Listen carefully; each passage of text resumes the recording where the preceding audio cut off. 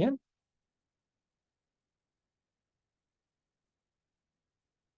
Muy bien. Muy buenos días de nuevo y bienvenidos todos a esta la séptima lección en nuestro curso El legalismo. Hoy vamos a enfocarnos en un aspecto del legalismo en algunas iglesias, que es, utilizan todavía leyes del Antiguo Testamento que el Nuevo Testamento indica no están en fuerza ya. Y en ese sentido son legalistas, ¿verdad? Es un mal uso de la ley. Si la Biblia indica que hay una ley que era para Israel y no es para nosotros, entonces no debemos exigirla hoy en día.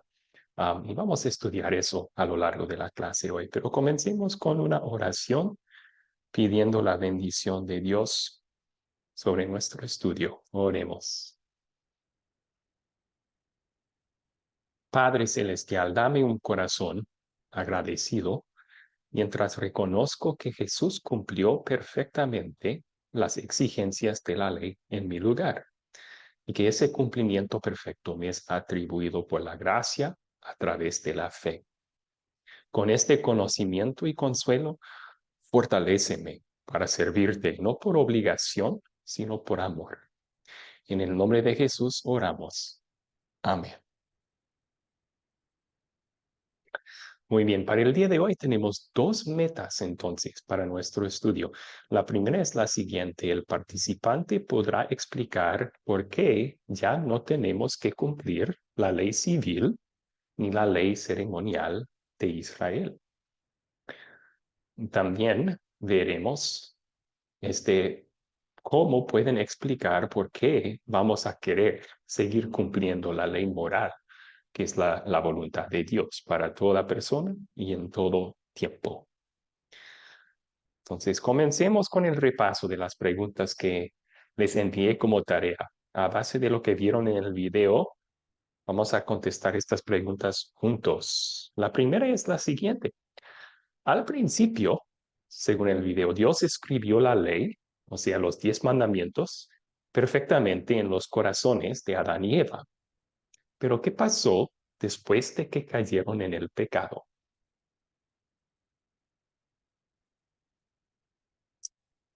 ¿Qué aprendieron en el video sobre eso?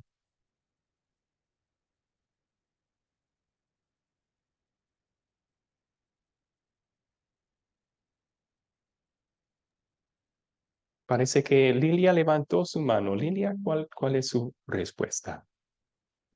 Buenos días, pastor. Pasa que cuando, al momento que Eva y Adán pecaron, sus espíritus se apartaron, fueron separados del espíritu de Dios. Es decir, murieron espiritualmente, ya Dios no estaba en sus corazones. Eh, Estoy 100% de acuerdo con eso, sí. Cuando Dios dijo sobre el fruto del conocimiento del bien y del mal, es el día en que comen de esto morirán. Él no estaba mintiendo. Murieron en el momento de pecar, en el sentido de que fueron separados espiritualmente de Dios. Ya no disfrutaban de las bendiciones espirituales de Dios. Estaban espiritualmente muertos. Gracias por compartir eso. ¿Alguien más Amén. quería agregar a su aporte?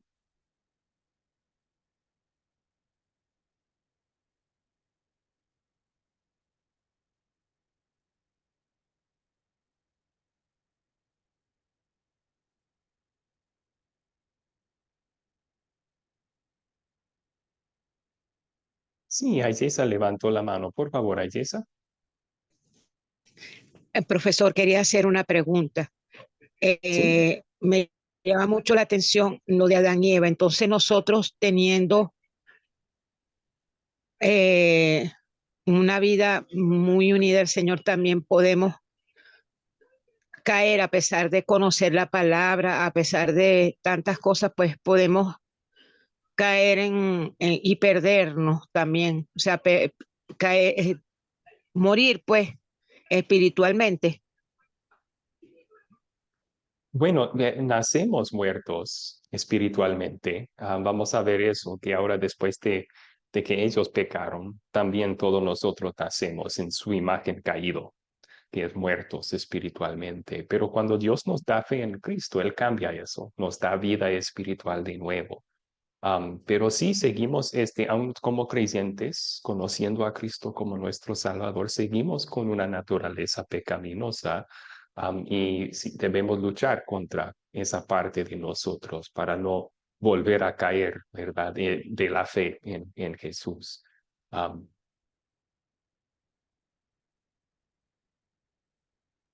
Gracias, bueno, profesor, gracias. sí, no hay de qué, no hay de qué. Volviendo a la pregunta entonces, ¿a qué pasó después de que cayeron en el pecado? Vamos a ir contestando esto a base de la Biblia, ¿ok? Primero, la Biblia nos dice que Adán y Eva fueron creados en la imagen de Dios. Eso se repite en Génesis capítulo 1, cuando Dios crea tanto a Adán como a Eva, dice que fueron creados a su imagen y semejanza. Y eso no es una semejanza física, porque Dios es espíritu. Entonces, la Biblia nos aclara que esa semejanza era santidad. Ellos eran santos, como Dios es santo. O sea, sus deseos todos eran puros y conforme a la voluntad de Dios. Pero la Biblia también nos dice que tristemente, después de caer en pecado, sus descendientes no nacieron con la imagen de Dios. Nacieron más bien en imagen de Adán, o sea, en su imagen caído.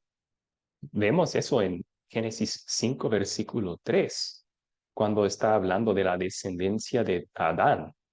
Dice, Adán vivió 130 años y engendró un hijo a su imagen y semejanza, y le puso por nombre Set. O sea, Adán, por caer en pecado, ya era pecador. Ahora le dio a luz con su esposa a Set en su imagen, no en la imagen de Dios. Esa es otra forma de enseñar lo que el Salmo 51 dice claramente. Dice, en pecado me concibió mi madre. Entonces, ahora nacemos pecaminosos, espiritualmente muertos. ¿Y qué tiene que ver eso con el conocimiento de Dios que teníamos? Porque la Biblia sí enseña que Dios escribió la ley en nuestros corazones. Eso se enseña en Romanos 2, 14 y 15. Y aunque todavía tenemos ese conocimiento por naturaleza, ya por nacer pecadores, no es perfecto. Entonces, un ejemplo de eso es, si vos visitas a cualquier país en el mundo, van a prohibir ciertas cosas, como el matar, el robar, el abusar, etcétera. ¿Y por qué? ¿Cómo es que todo ser humano sabe por naturaleza que esas cosas son malas y no se deben hacer? La Biblia nos enseña que es porque Dios escribió su ley en nuestros corazones. Los 10 mandamientos los llevamos en nuestros corazones. Tenemos conocimiento de lo que es bueno y malo, y que Dios castiga al malhechor. Am, Ahora, por ser pecadores, eso está nublado y alguien puede convencerse que algo malo de verdad es bueno. Ese es el problema. De todas formas, este conocimiento natural de la ley de Dios no nos puede salvar, porque no nos dice nada sobre Jesús, nuestro Salvador. Eso solo se halla en la Biblia.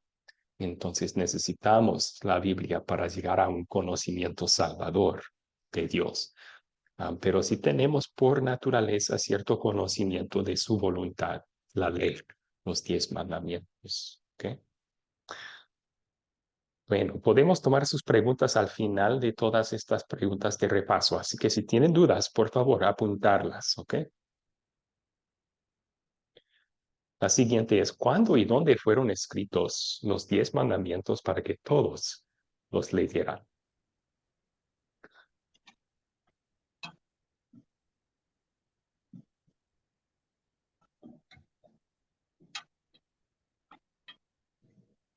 Fueron escritos en el corazón humano desde el principio, pero con la caída en el pecado perdemos conocimiento perfecto de ellos.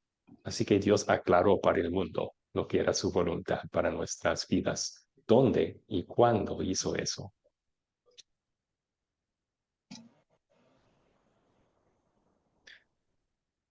Muy bien, veo que Miriam levantó la mano. Miriam, por favor. Sí, fueron escritos en el tiempo de Moisés en el monte Sinaí, cuando el pueblo estaba en el desierto. Ahí fueron escritos los 10 mandamientos. Muy bien, muy bien. Si ustedes pueden leer esa historia en Éxodo capítulo 19 y adelante, ahí Dios les da a Israel su ley. Entonces fueron dados a Moisés en el monte Sinaí. Esto fue después de que los israelitas fueron rescatados de la esclavitud en Egipto. O sea, Abraham, Dios le había prometido a él hacerle una gran nación y darle la tierra de Canaán. Pero desde en tiempos del bisnieto de Abraham, José, la familia de Abraham tuvo que mudarse a Egipto por un hambre. Pasaron 400 años ahí en Egipto y también fueron esclavizados durante ese tiempo. Pero luego Dios envió a Moisés para liberarlos con 10 plagas. Los liberó y mientras estaban en camino a Canaán, de Egipto a Canaán, hicieron una parada en el monte Sinai. Y ahí Dios les dio a Israel por medio de Moisés los 10 mandamientos y también muchas otras leyes que vamos a ver en unos momentos. Todo eso sucedió alrededor de 1400 años antes del nacimiento de Cristo.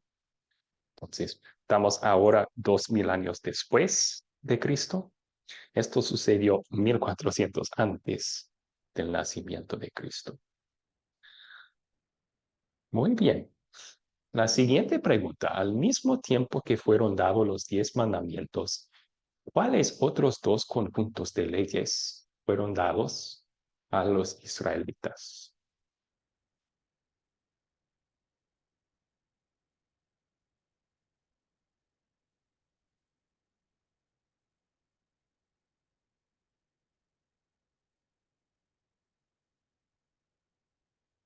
¿Qué aprendieron en el video sobre esto?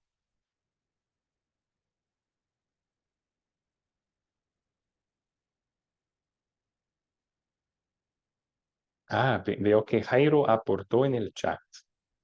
Dice Jairo, la ley civil y la ley ceremonial. Ok, y Miriam también la ley moral y la ley civil. Sí, los 10 mandamientos son un buen resumen de la ley moral, pero ahora también fueron agregadas a esa ley moral leyes ceremoniales y leyes civiles. Buenos aportes, muchas gracias. Entonces vamos a ver cuáles son estos. Había también leyes civiles que Dios dio a Israel en el monte Sinaí. Y aquí hago diferencia entre leyes civiles de hoy y estas leyes civiles de Israel. Porque las leyes civiles de hoy son dadas por nuestros gobiernos y debemos obedecerlas por el mandamiento que Dios nos da en la palabra de someternos a nuestras autoridades. Pero estas leyes civiles, aunque es igual para Israel, gobernaban su sociedad, eran dadas directamente por Dios, no por algún gobierno humano. Y también solo eran para Israel hasta la venida de Cristo. También había leyes ceremoniales, las cuales gobernaban su vida religiosa. Entonces, voy a dar un ejemplo de cada uno de estos. Un ejemplo de una ley civil lo hallamos en Éxodo capítulo 21. En los versículos 35 al 36 dice lo siguiente. Si el buey de alguien hiere al buey de su prójimo y lo mata, se venderá el buey vivo y los dueños se repartirán el dinero de la venta y también se repartirán el buey muerto. O sea, es una ley que gobierna su sociedad, ¿verdad? Su interacción diaria. Si alguien tiene un buey y mata al buey del vecino, ¿qué hacemos? Pues Dios les dio una ley sobre eso. Esto es lo que deben de hacer en tal caso. Ese es un ejemplo de una ley civil en el Antiguo Testamento. Un ejemplo de la ley ceremonial sería todos los sacrificios de animales que Dios mandó que Israel hicieran en su relación con Él, en su vida de adoración, en el tabernáculo y luego el templo. O sea, esas eran leyes que Dios les dio sobre su vida de culto, su adoración a Dios. Y vamos a ver en el Nuevo Testamento, allá en su cumplimiento en Cristo, todos esos sacrificios y ya no se tienen que hacer de ahí adelante. Por eso nos llevamos corderos para matarlos en nuestro culto el día de hoy. Muy bien, continuamos con estas preguntas y luego tomamos una pausa para que ustedes hagan preguntas. La siguiente es: ¿por qué fueron dadas las leyes ceremoniales a Israel? ¿Qué propósito sirvieron? En el video mencionaron 5 razones. No tienen que recordar todas las 5. Si pueden recordar una o dos, pueden compartir.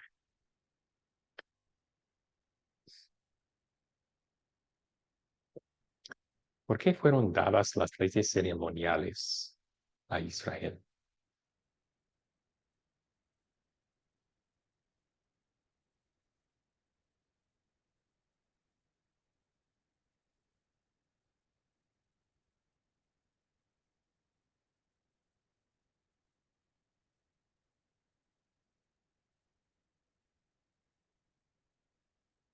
¿Alguien puede recordar?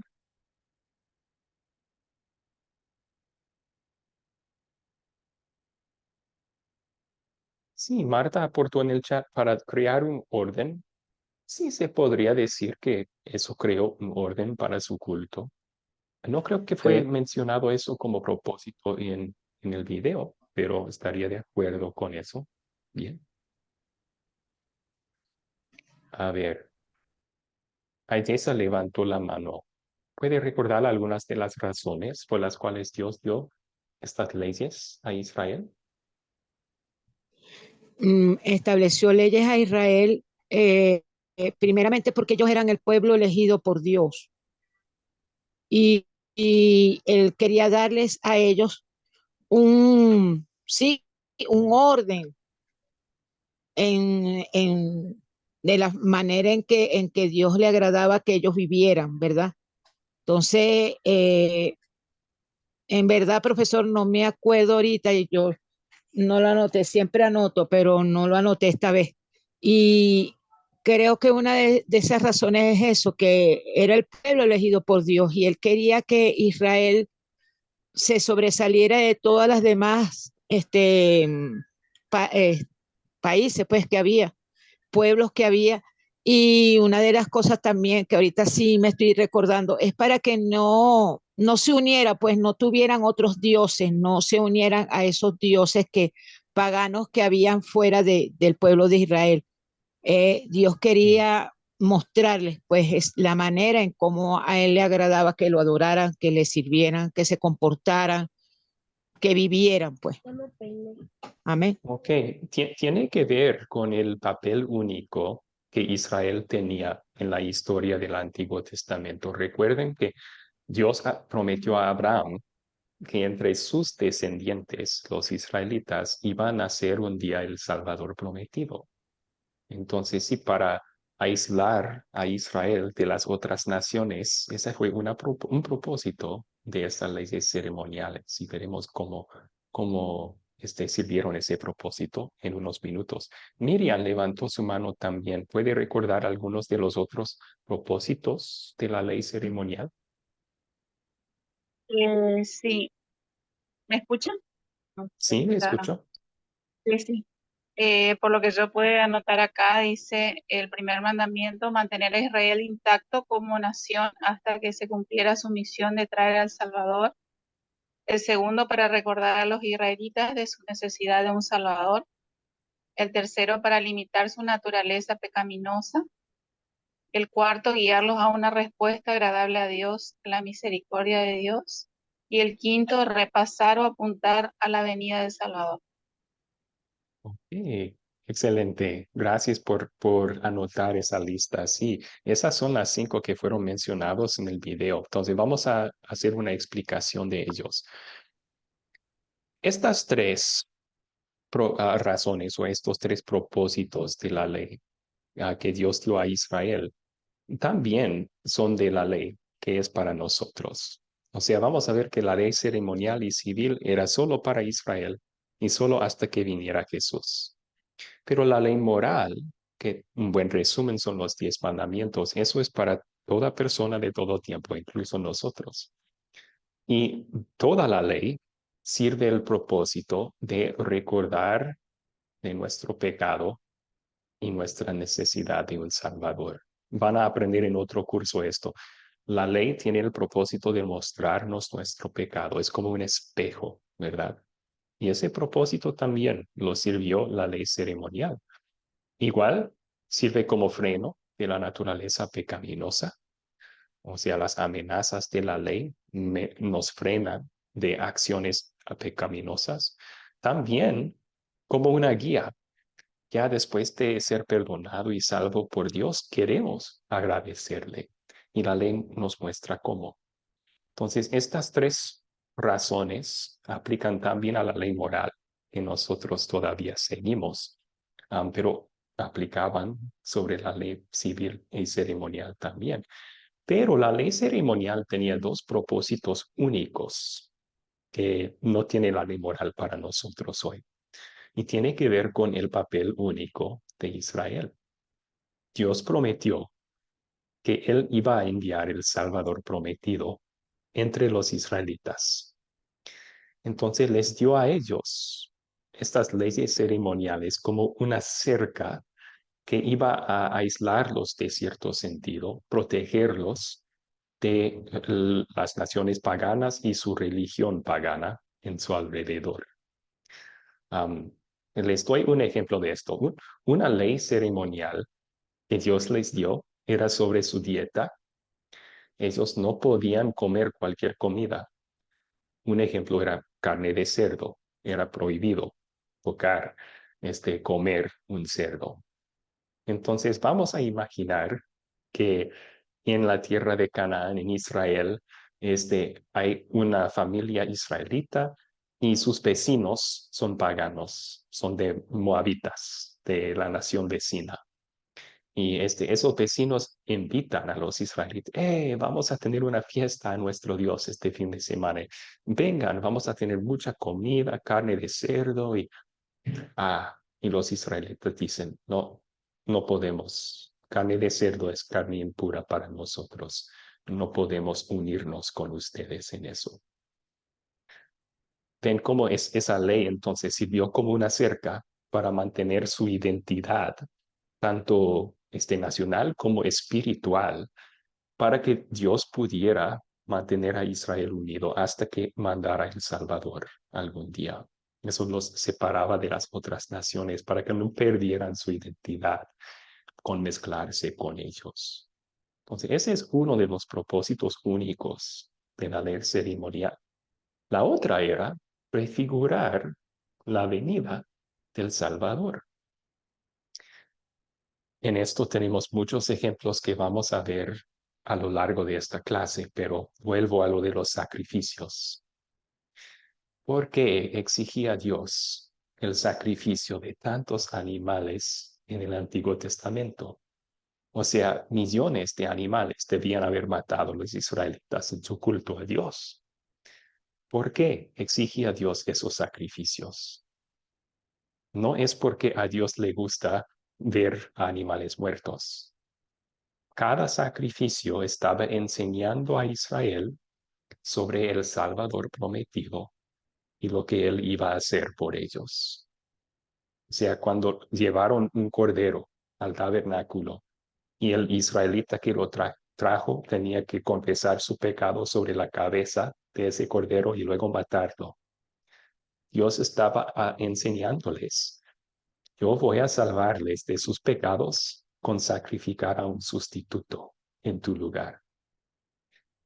Obviamente, animales nunca pueden salvar del pecado, pero estaba enseñándoles un día llegará un sustituto que hará un sacrificio que sí los va a salvar de sus pecados.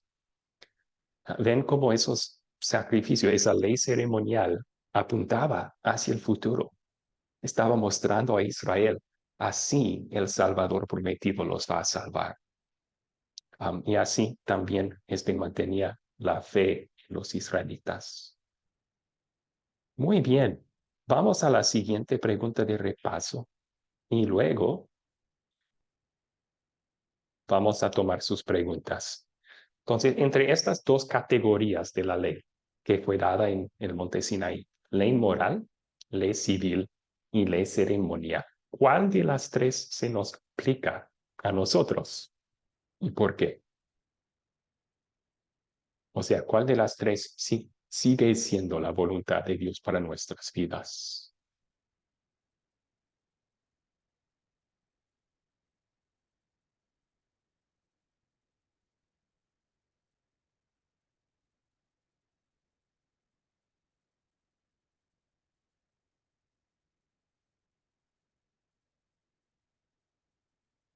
Veo que Cairo aportó en el chat la moral. ¿Alguien está de acuerdo con eso? Miriam también aportó en el chat la ley moral. ¿Alguien sabe por qué? ¿Por qué es la ley moral, solamente la ley moral que nos aplica a nosotros?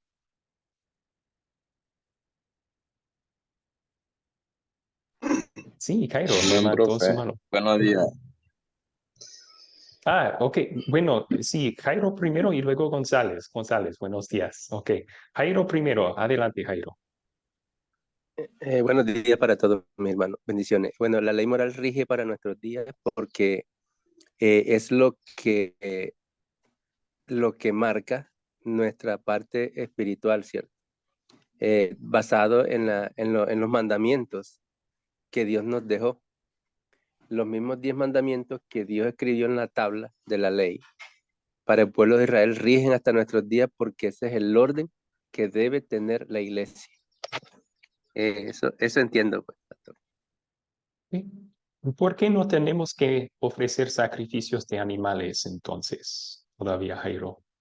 Porque ya Jesucristo sustituyó todo eso. El último cordero que fue sacrificado fue Mm, nuestro Señor Jesucristo. Y anteriormente era por pacto de sangre, pero el nuevo pacto ahora es Jesucristo. Entonces, Jesucristo sustituyó todos esos sacrificios y toda esa parte de la ley civil, algunas cosas que vivían para el pueblo de Israel era bajo la ley, ¿cierto? Pero ahora la ley moral siempre rige hasta nuestros días porque eso es la palabra de Dios para su iglesia. sí, sí, yo lo pondría así, porque el Nuevo Testamento aclara que esa parte de su pacto de Sinaí sigue intacto, sigue en fuerza. O sea, hallamos en el Nuevo Testamento la ley moral, un resumen de los 10 mandamientos repetidos que está en fuerza para nosotros. Pero el Nuevo Testamento indica que la ley ceremonial y la ley civil ya no aplican a la iglesia. Entonces, muchas gracias. Buen aporte. González, algo que agregar ahí, González.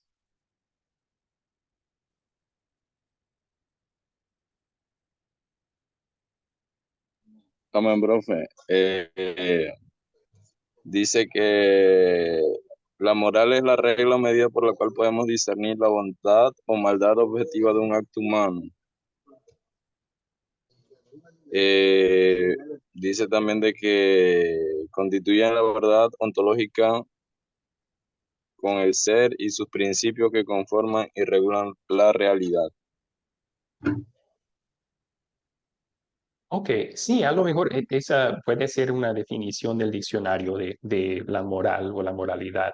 Aquí estamos utilizando el término ley moral en sentido un poco especial. Estamos hablando aquí de la voluntad de Dios, de todo ser humano, de todo tipo. Entonces, esa es la definición que estamos dando de la ley moral. Y tenemos un buen resumen de esto en los 10 mandamientos. Este, y es un buen resumen,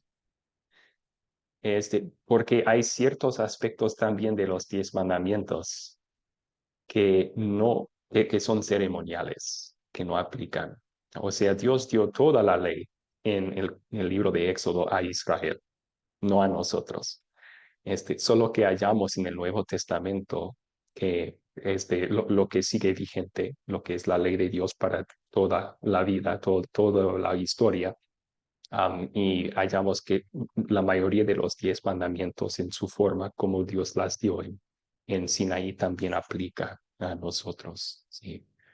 Entonces, aquí un resumen, amigos. Es la ley moral, o sea, los 10 mandamientos que es para todas las personas de todos los tiempos.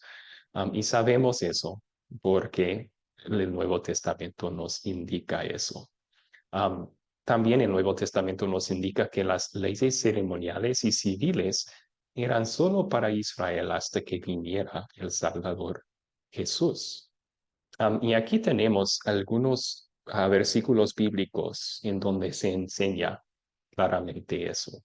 Vamos a examinar estos primeros dos más tarde en la clase.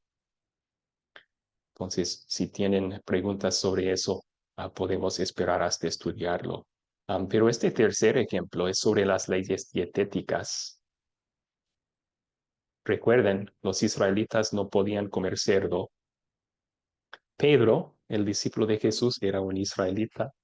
Y en Hechos capítulo 10, él tiene una visión en la cual Dios baja una sábana del cielo y está llena la sábana de animales impuros, como el cerdo, en animales prohibidos para los israelitas. Y una voz le dice a Pedro, levántate, mata y come. Y Pedro básicamente dice, guácala, no, yo nunca he comido tales animales, no puedo hacerlo, son impuros. Y Dios le dice, no llames impuro lo que Dios ha purificado. Entonces, hay ahí también otros lugares, pero ahí es un ejemplo de Dios está diciendo, esas leyes ceremoniales ya no están en fuerza en el Nuevo Testamento. Pueden comer carne de cerdo, no hay problema. Muy bien. Antes de pasar entonces, ¿cuáles preguntas tienen sobre estos temas?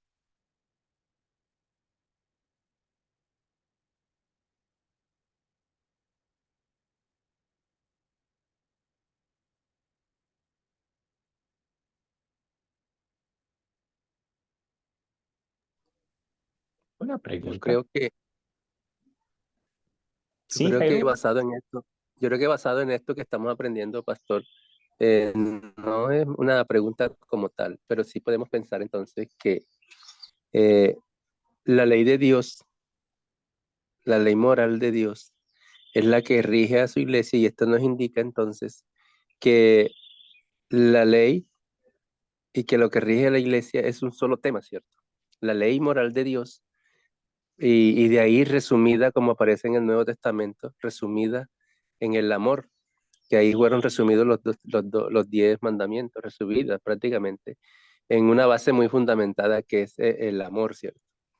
Entonces, esto nos lleva a pensar muchas cosas, a cuestionarnos, y esto nos abre la mente de tal manera a tener pensamientos bíblicos, a mirar todo el caos que se ve religiosamente a nuestro alrededor, ¿cierto?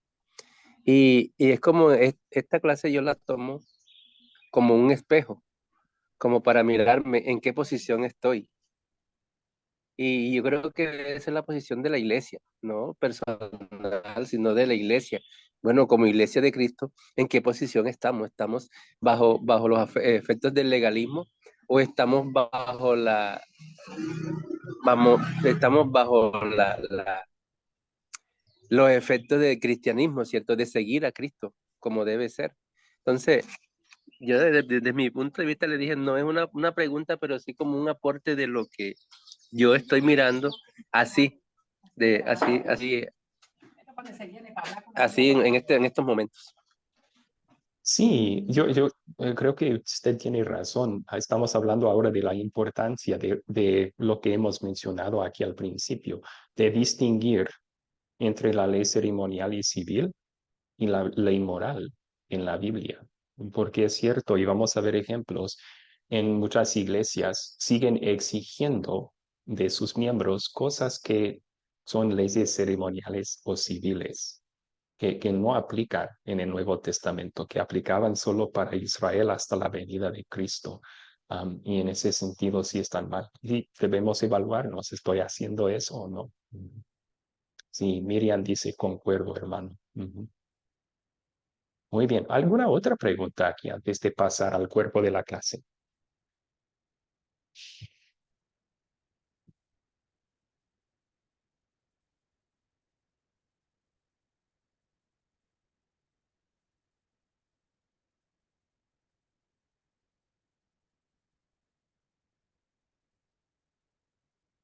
Ok, continuamos entonces.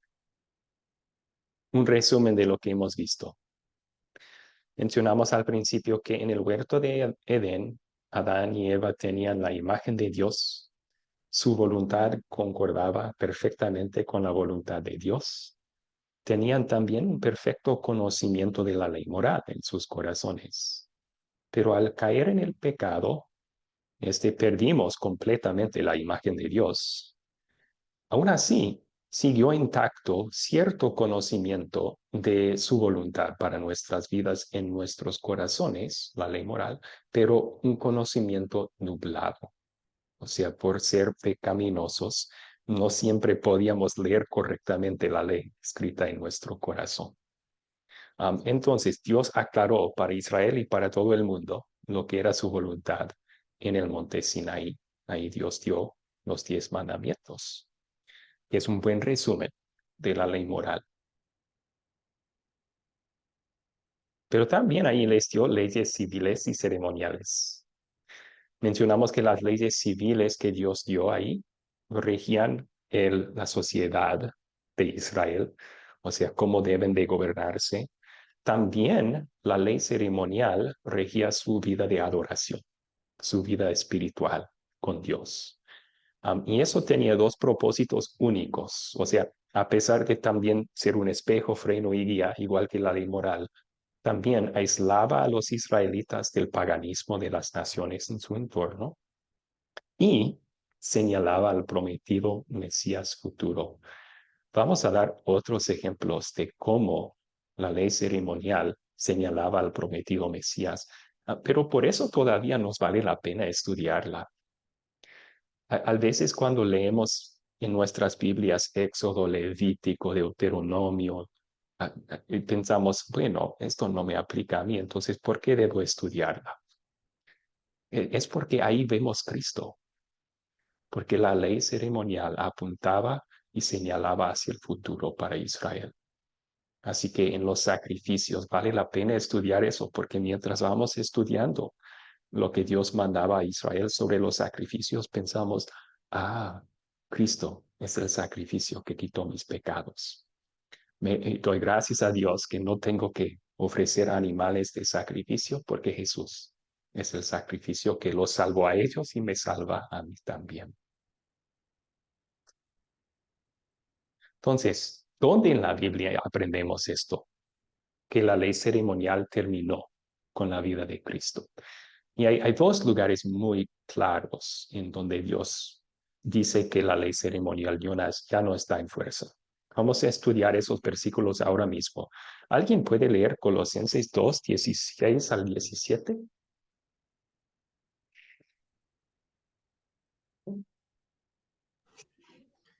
Dice de la siguiente manera, Colosenses 2, 16 y 17, no permitan pues que nadie los juzgue por lo que comen o beben, o en relación con los días de fiesta, la luna nueva o los días de reposo. Todo esto no es más que una sombra de lo que está por venir, pero lo real y verdadero es Cristo. Amén. Excelente. Lo real y verdadero. En la Reina Valera 60 dice el cuerpo es de Cristo. Bueno, vamos a ver esto, lo que dice al principio sobre lo que comen o beben en relación con los días de fiesta, la luna nueva, los días de reposo. Pablo está haciendo una referencia aquí a las leyes ceremoniales. Recuerden, Ellos tenían ciertas comidas prohibidas. No podían comer cerdo, no podían comer carne con sangre, etc.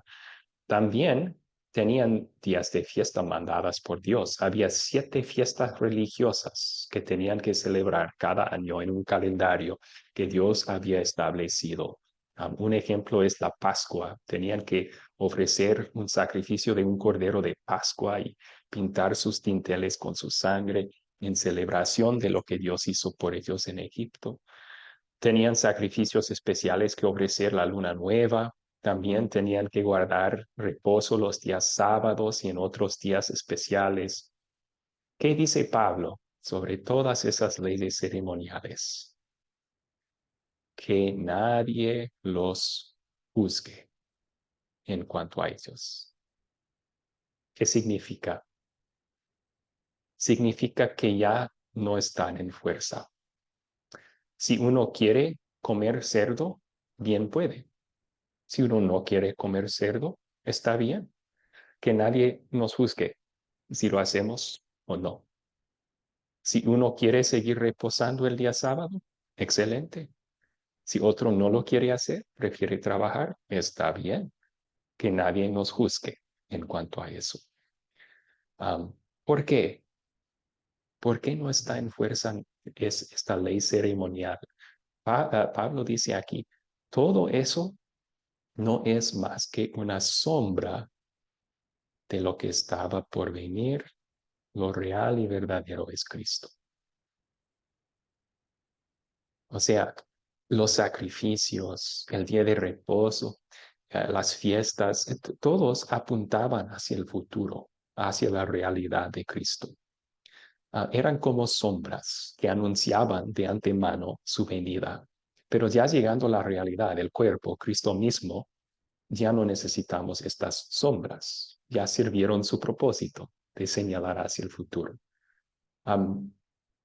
Pueden pensarlo así, ¿verdad? Si un día yo les digo, estoy en tu ciudad, quiero visitarte en tu casa. Y, qué bueno, el profesor me va a visitar en mi casa y estás ahí sentado en tu sala esperando a la hora y de repente ves una sombra asomarse por la ventana y acercarse a la puerta y dices, el profesor Abraham está por llegar. Qué bueno, la sombra anunció de antemano mi venida, ¿verdad? Pero ahora cuando yo entro por la puerta, ¿vas a saludar mi sombra? Vas a decir, hola, sombra de Pastor Abraham, qué bueno que has venido. Claro que no. No, la sombra anunció mi venida de antemano, sirvió ese propósito, pero ya llegando mi cuerpo, la realidad, van a saludarme a mí.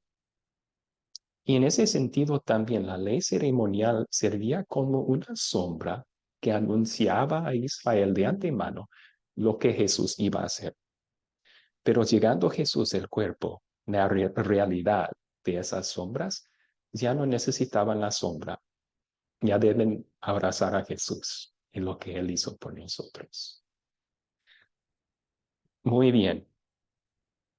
Otros versículos que hablan de esto, de que la ley ceremonial ya no está en fuerza. En Jeremías capítulo 31, versículos 31 al 32, Dios dice lo siguiente. ¿Alguien quiere leer estos versículos?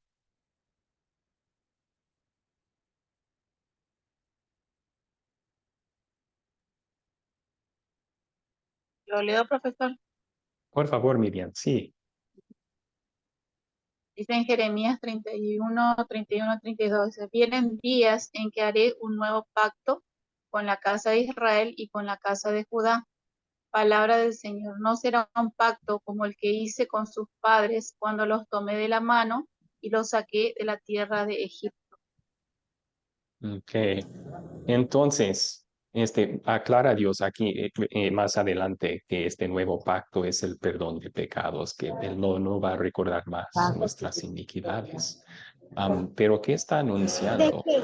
Están anunciando que el pacto antiguo que hizo con los padres de los israelitas tenía un propósito de llevarlos hasta la venida de Cristo, pero prometió Dios bajo el profeta Jeremías, que cuando llegara Jesús se estableciera un nuevo pacto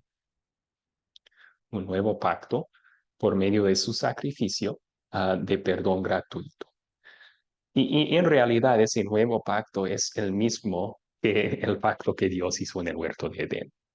Él prometió enviar un Salvador ahí. Y los creyentes del Antiguo Testamento eran salvos por la fe en ese Salvador prometido, igual que nosotros después somos salvos por la fe en el Jesús que vino cumpliendo esa promesa. Pero la diferencia es que el pacto de Sinaí no podía salvarles.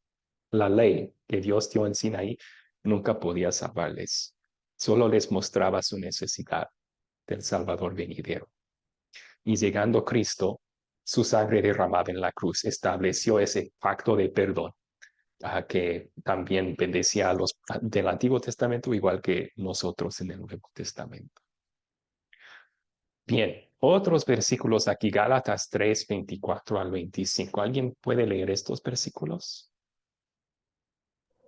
Amén, profe. Sí, por favor. Dice, la palabra de Dios se le va honrando a las tres divinidades, Padre, Hijo y Espíritu Santo. Dice, de manera que la ley ha sido nuestro tutor para llevarnos a Cristo, a fin de que fuéramos justificados por la fe, pero al venir la fe no estamos ya al cuidado de un tutor. Ok, muy bien. Entonces, está hablando de la historia de Israel aquí y su relación con la ley. Y dice Pablo que la ley ha sido nuestro tutor, nuestro ayo para llevarnos a Cristo. Esa palabra en griego significaba las familias que tenían niños tenían que enviarlos a la escuela, para asegurar que llegaran bien a la escuela, enviaban un tutor, un ayo con el niño. Y ese tutor aseguraba que el niño llegaba bien a la escuela. O sea, llegando a la escuela, lo dejó ahí, era como su protección hasta llegar ahí. Ah, Pablo dice que la ley era así para Israel, solo que no los estaba llevando a la escuela, sino a Cristo. O sea, estaba gobernando a Israel, conduciéndolos en el camino hacia el cumplimiento de la promesa de Cristo. Y cuando Cristo vino, al venir la fe, dice, ya no estamos al cuidado de un tutor. Al llegar Cristo, Israel cumplió su propósito en el plan de Dios. Entonces, esas leyes ceremoniales y civiles ya no están vigentes, no son necesarias, porque su propósito entero era guiar a Israel hasta la venida de Cristo. También se puede citar Marcos 7, 19 y Hechos 10, 9 al 16 como otros versículos que anuncian en el Nuevo Testamento que ya no están en fuerza esas leyes ceremoniales, en particular sobre lo que es puro y impuro, comida, etcétera.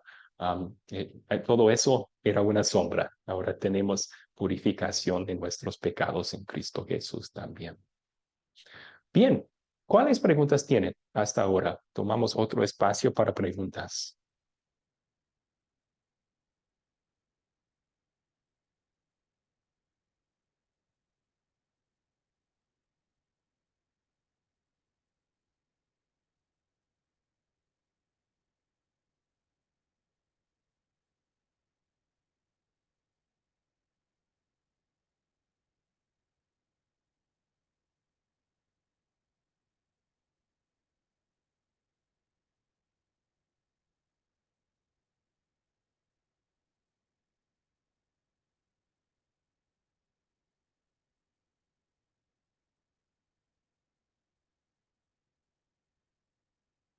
Mucho silencio hoy. Eso significa una de dos cosas.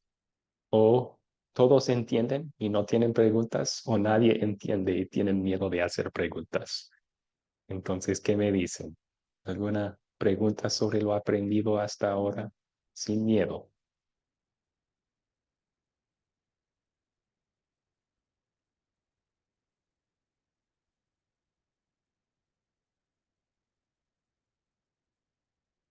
Veo algunos aportes en el chat que está bien, todo claro. Ok, continuamos entonces. Muchas gracias. Bueno, la ley ceremonial señalaba al Mesías prometido. ¿Cómo? Ya les di algunos ejemplos, pero yo creo que deben de hablar un poco de esto en grupos pequeños también. Yo mencioné los sacrificios de animales. Esos señalaban hacia el futuro, o sea, lo que Jesús iba a hacer por todos. Entonces pueden pensar, ¿saben otras leyes ceremoniales que apuntaban hacia el futuro?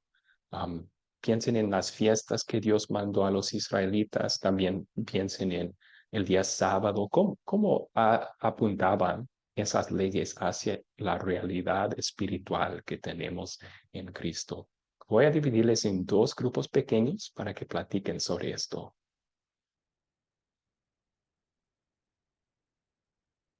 Ok, ya está. Debe de haber aparecido en sus pantallas una invitación para pasar a sus grupos pequeños. Por favor, pasen y platiquen sobre esto en sus grupos.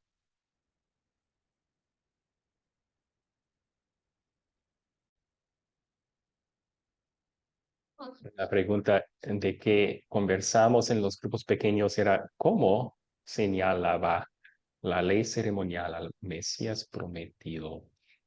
Nosotros ya mencionamos que uno era el cordero y también los otros animales que se ofrecían en sacrificio. Cada uno apuntaba hacia el sacrificio de Cristo. O sea, ninguno de ellos podía en realidad pagar por el pecado. ¿Por qué? Porque un animal no puede ser el sustituto para un ser humano. No funciona así. Pero sí señalaban hacia Cristo, quien es Dios y un ser humano en una sola persona, y cuyo sacrificio sí pagó por los pecados del mundo entero. Eso es lo que anunció Juan el Bautista, ¿verdad? Él dice, este Jesús es el Cordero de Dios que quita el pecado del mundo. Todos los israelitas escuchándole hubieran entendido, este es el cumplimiento de todos los sacrificios del Antiguo Testamento. Otra forma es sobre el día sábado. Ese mandamiento, aunque es parte de los 10 mandamientos, tenía un aspecto ceremonial, que fue el descanso físico, un día, el día séptimo de la semana. Y el Nuevo Testamento ahora nos indica esa sombra haya su realidad en Cristo. Cristo da descanso para nuestras almas. Eso es lo que él mismo anunció. Él dijo, vengan a mí todos ustedes, los agotados de tanto trabajar, que yo los haré descansar.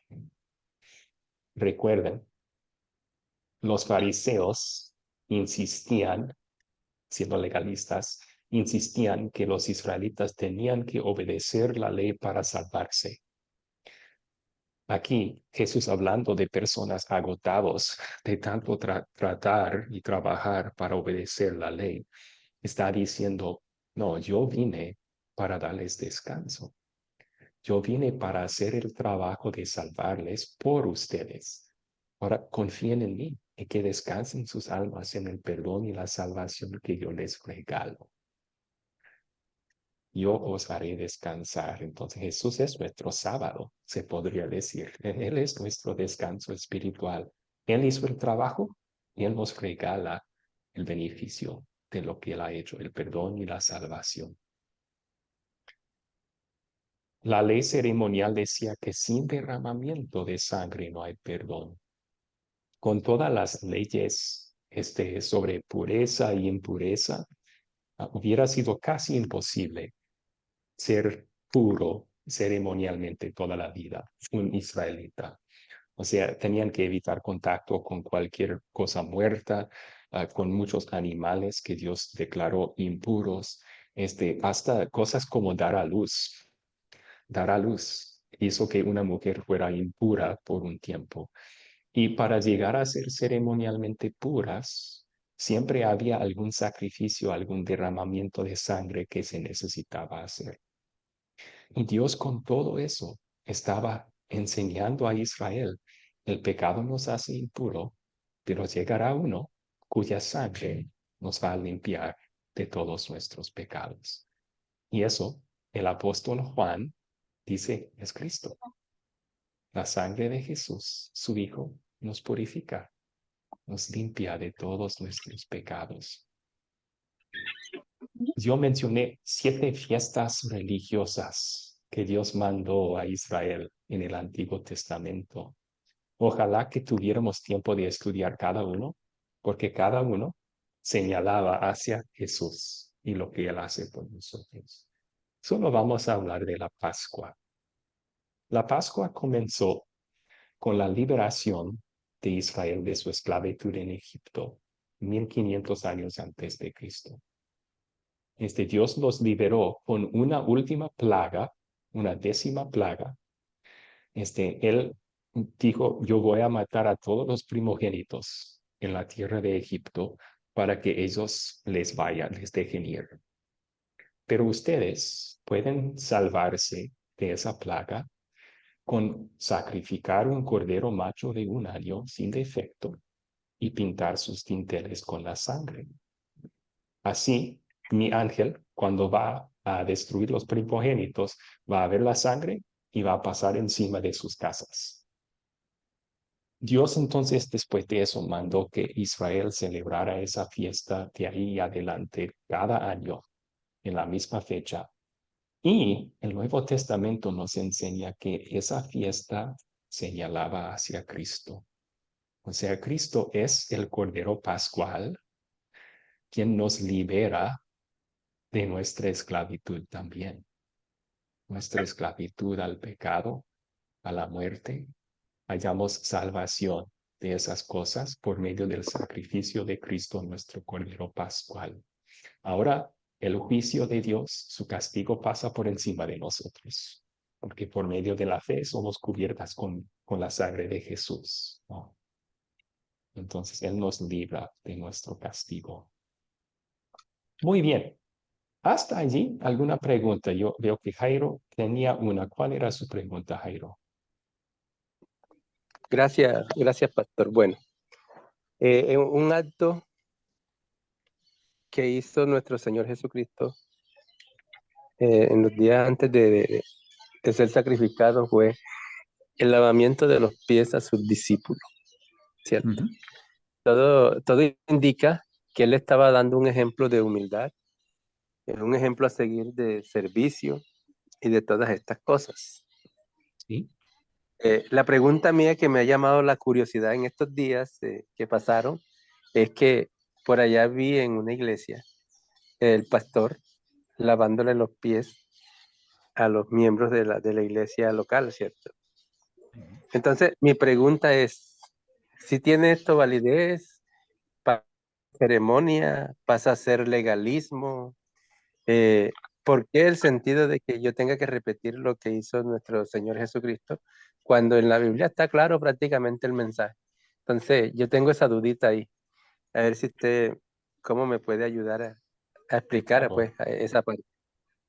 Sí, vemos eso en Juan capítulo 13, ¿verdad? Que la noche de la Pascua, la noche antes de morir Jesús, celebran la Pascua y antes de la fiesta tienen un tipo de argumento sobre quién lava los pies. Ese fue trabajo de siervo, de esclavo, y ninguno de los discípulos quiso hacerlo. Y luego Jesús se puso la toalla y lo hizo. Y sí, nos llamó a seguir su ejemplo, pero no necesariamente lavando los pies. Ese fue una costumbre de ese entonces, y no es una costumbre común el día de hoy. Entonces, ¿cómo seguimos el ejemplo de Jesús hoy? Pues con considerarnos los siervos de todos los demás, de servir en amor a los demás. Así que no hay mandato que debamos nosotros lavar los pies de otros hasta la fecha, hoy en día. Dicho eso, si alguna iglesia quiere hacer una ceremonia así para recordar que debemos amar y servir a los demás, está bien, tampoco hay prohibición contra eso. ¿Qué dice Pablo sobre las fiestas? Que nadie os juzgue. Entonces, si una iglesia decide, vamos a hacer una ceremonia así para recordar el amor de Cristo en servirnos con la salvación y recordarnos que debemos imitar ese amor con servir a los demás, está bien. Pueden hacer una ceremonia de lavar los pies. Pero si exigen cumplimiento de esa ceremonia, ahí sí son legalistas, porque no fue mandado que siguiéramos eso. Lo que sí es el mandato de Jesús es que seamos siervos de todos los temas. Bueno, pastor. Amén. Gracias, pastor, por la explicación. Gracias por la pregunta. ¿Cuáles otras preguntas tienen? ¿Alguien más tiene pregunta aquí?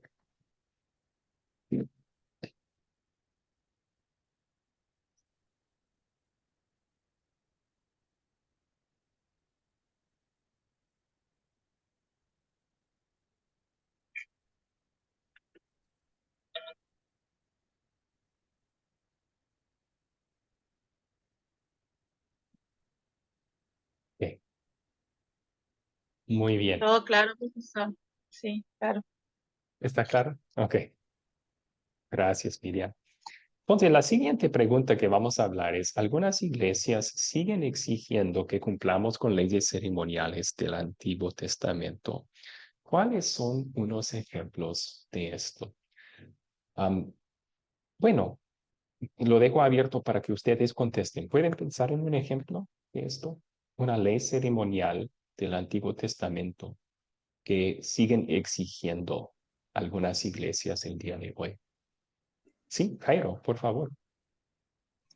En el video, al inicio del video que veíamos, el pastor Luis Acosta hablaba dentro de las leyes ceremoniales también la práctica del diezmo. Y ese es un tema bastante candente dentro, en nuestro medio, ¿cierto? Ujú. Del diezmo. Esa parte que también hace parte de la ley ceremonial. ¿Qué podía usted decirnos a continuación de eso? Y vamos a estudiar eso brevemente a continuación. Pero ese es un ejemplo. Vamos a ver ese. Fue una ley ceremonial y no es exigido hoy en día. Entonces, las iglesias tampoco deben exigir eso hoy en día. Bien, Ayesa levantó su mano. Otro ejemplo de leyes ceremoniales que algunas iglesias siguen exigiendo. Sí, pastor. Conozco una que es la fiesta de las primicias, que también lo exigen. Ahora eso todos los años, a comienzo de año, estudian, investigan cuándo es el día para entonces ese día celebrar la fiesta de las primicias. Ok, Y uno buen tiene que ejemplo. llevar algo. Sí, sí, celebran una fiesta de primicias. Eso también sería una ley ceremonial que ya no está vigente. Entonces, estamos libres de celebrar eso o no. Nadie debe de exigir celebración de esa fiesta. De hecho, en Primera de Corintios 15, Pablo indica que esa fiesta era una sombra de Cristo. Él llama a Cristo las primicias de la resurrección entre los muertos. ¿Qué quiere decir? Bueno, la fiesta de las primicias, ellos, antes de hacer toda la cosecha, llevaban las primicias a Dios. Y así estaban confiando que Dios iba a cuidar a la cosecha para que volvieran después de esa primicia y dejar que terminara la cosecha. O sea, la primicia fue la garantía de toda la cosecha. Y Pablo dice, eso prefiguraba a Jesús. Su resurrección es la garantía de nuestra resurrección. Entonces, sí, sí, Ah, es una ley ceremonial que ya no está vigente. Nadie debe de exigir que lo hagamos. Bien, otros amén, gracias. ejemplos. Sí, gracias. Miriam levantó su mano. ¿Cuál es otro ejemplo de esto? Sí, quería saber el tema de bueno, ahí en las iglesias conozco de personas que comentan de que no se pueden acercar al púlpito, es decir, en la parte de adelante, personas que estén mal, ni siquiera limpiar, porque como que no reúnen los requisitos, ya sean vestimentas, ya sean en la ropa, que no esté bautizada, es decir, son requisitos que la iglesia pone para los miembros de la iglesia. Entonces, un grupo limitado, la persona que tiene acceso a ese lugar. No Mm. sé qué me puede decir. Acercarse al púlpito para hacer qué. Claro, ni siquiera pueden acercarse a limpiar ese lugar porque sí, según los pastores son personas que no están preparadas o no reúnen los requisitos espirituales para Mm. estar ahí. Sí, hay dos aspectos legalistas de eso. Primero, están poniendo condiciones para que uno esté limpio ante Dios. La Biblia dice que cualquier creyente arrepentido por medio de la fe en Cristo ya es limpio y puede acercarse a Dios, ¿verdad? Tiene acceso directo a Dios en oración. Otro problema es que no hay ningún mandato ya que hay un lugar santo o lugar santísimo. Eso era parte del antiguo pacto, que había un tabernáculo con lugar santo y lugar santísimo y tenían prohibiciones de entrar ahí los israelitas. Pero cuando murió Jesús, ¿qué pasó en el templo? Se rasgó en dos esa cortina que separaba el lugar santísimo del pueblo. Entonces estaba indicando Dios así que por medio de Cristo ya tenemos acceso directo a Dios. Entonces no hay ningún lugar santo que un creyente no pueda acercarse a ese lugar. Sí, está mal eso. Lilia levantó su mano. ¿Puede pensar en otra ley ceremonial que a veces se exige hoy en día? Buenos días, pastor. Em, sí, justamente como la hermana acaba de mencionar sobre los púlpitos. En, en dicha ocasión casi sucedió igual en la congregación.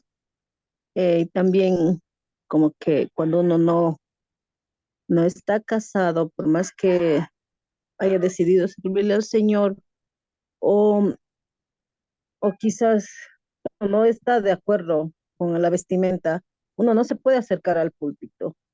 O quizás, como me comentaba una hermana hace unos días atrás, que si uno no se va a la iglesia continuamente, constantemente, no está no está, como por ejemplo, si una congregación tiene 2 o 3 veces cultos en la congregación y uno no se está participando, uno no se va esos días o no está, a veces hay cosas, como le digo, dentro de la familia uno se tiene familia, a veces hay imprevistos dentro de la familia o, por ejemplo, hay clases a esos que yo debo asistir y no me permite estar en la iglesia por faltar ese día. Entonces, como que Dios se enoja y Dios puede castigar a la familia de uno o puede topar al hijo de uno. Entonces, yo digo, eso sería legalista y sería una iglesia legalista que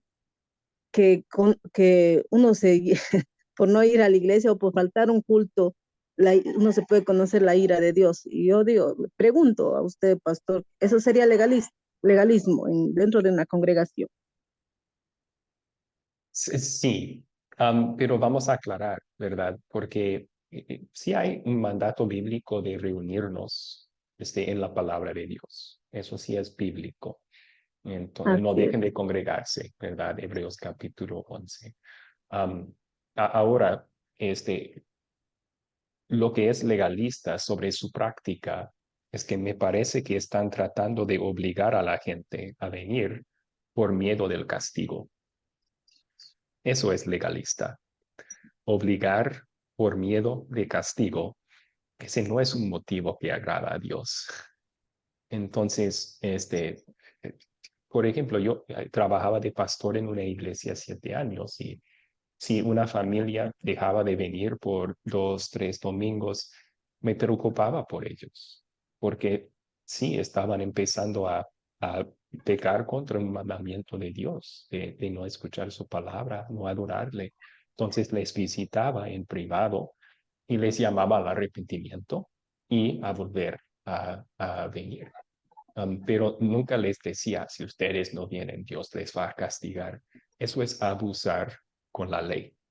Es tomar el mensaje de la ley y tratar de motivar a obediencia por medio de la ley. Y no es correcto. Amén, hermano, gracias. Gracias por las preguntas. Bueno, Jairo también aportó en el chat la fiesta de la cosecha. Sí, esa fue una ley ceremonial para Israel en el Antiguo Testamento y ya no está en fuerza. Entonces, si una iglesia quiere celebrarla, puede, pero no debe de obligar a nadie a celebrarla porque ya no es la voluntad de Dios para nuestras vidas. Aquí unos de los ejemplos más comunes, entonces, tenemos el diezmo. Podríamos pasar mucho más tiempo en esto y tal vez me quedo después de la clase para los que quieren profundizar. Pero es cierto que Dios exigió a los israelitas en el Antiguo Testamento, entre los muchos otros sacrificios y ofrendas que tenían que dar, un diezmo, el 10% de todos sus ingresos. Eso lo vemos en versículos como Deuteronomio 14 y Malaquías 3. Pero siempre, y esto nos ayuda, ¿cómo identificamos si algo está en fuerza para nosotros todavía hoy?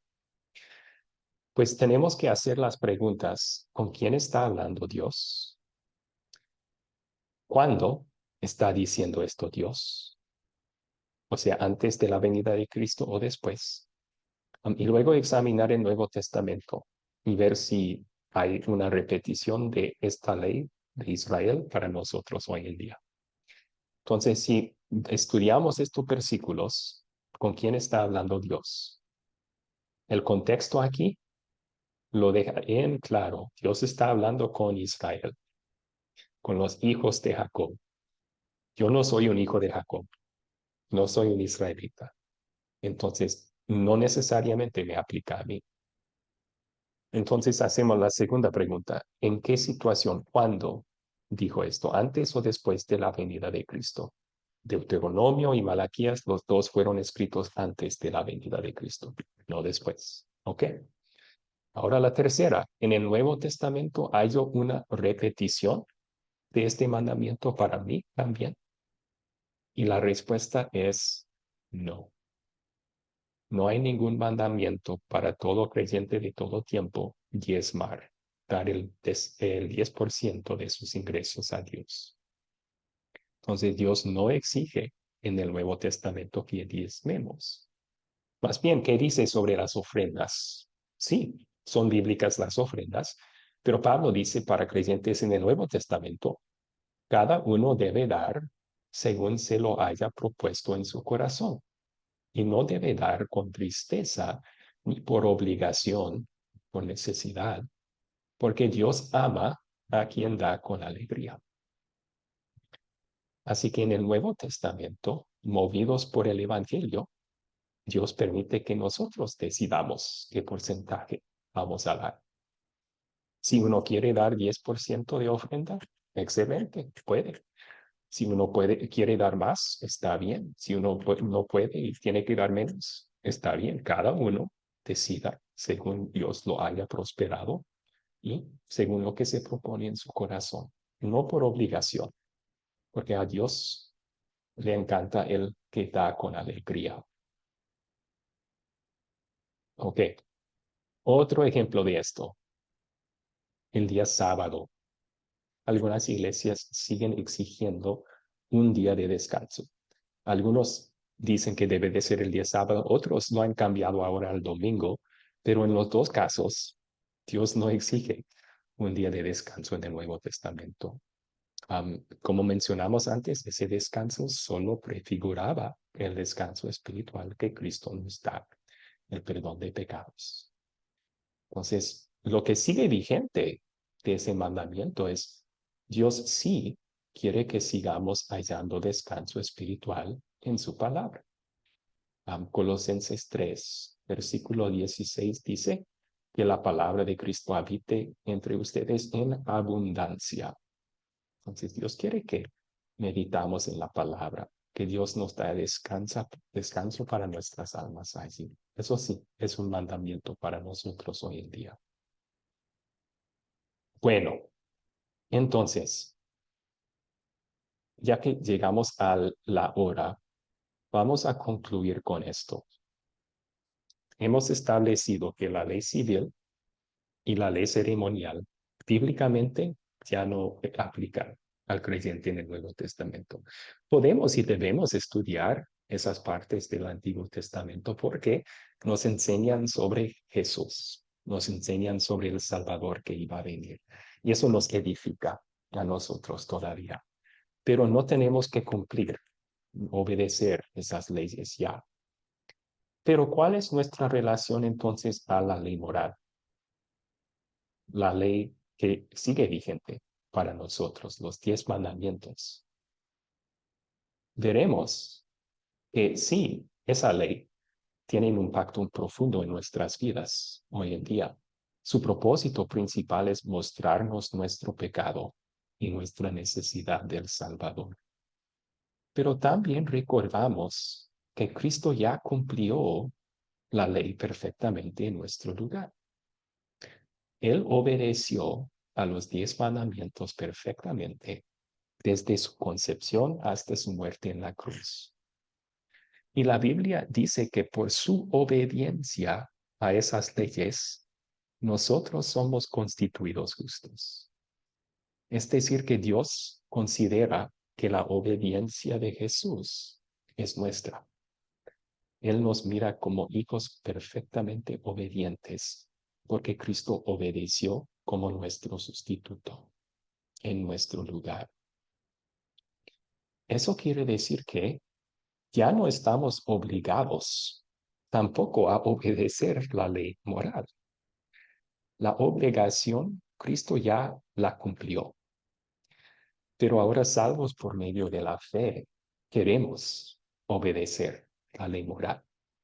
La fe produce en nosotros el querer obedecer la ley en actitud al Jesús quien nos salvó. También nos sirve como una guía para mostrarnos cómo podemos agradecer a Dios. Así que esa es nuestra relación con la ley. Cristo nos salvó de nuestros pecados contra la ley, también de la obligación de cumplir la ley moral, pero desde ahora salvos queremos cumplirla en gratitud. Sigue siendo vigente porque sigue mostrando nuestros pecados, sigue sirviendo como una guía para nuestras vidas.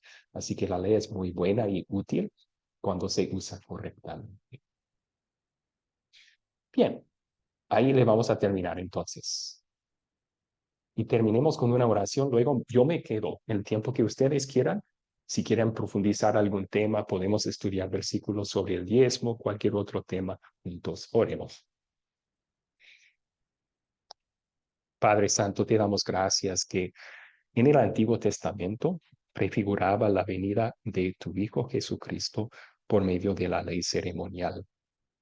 Ahora que tenemos nosotros esa bendita realidad de perdón de pecados, descanso espiritual, salvación eterna por medio de Jesús, pedimos que nos ayudes, movidos por tu amor, a cumplir la ley moral en nuestras vidas, para que otros nos vean y cuando nos vean, ven una reflexión de ti.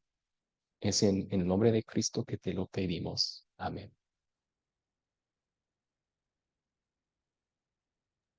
Amén. Muy bien. Ahora, los que tienen que irse pueden despedirse y los que quieren quedarse pueden quedarse. Yo me quedo